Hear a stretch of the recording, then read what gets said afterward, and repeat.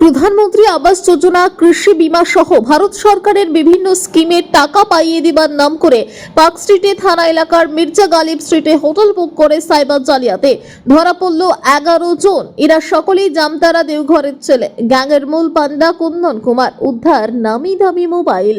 হোটেলে বসে চলছিল প্রতারণা। 3 দিন আগে কলকাতায় এই হোটেলে এসে ওঠে বলেই খবর পাওয়া যাচ্ছে।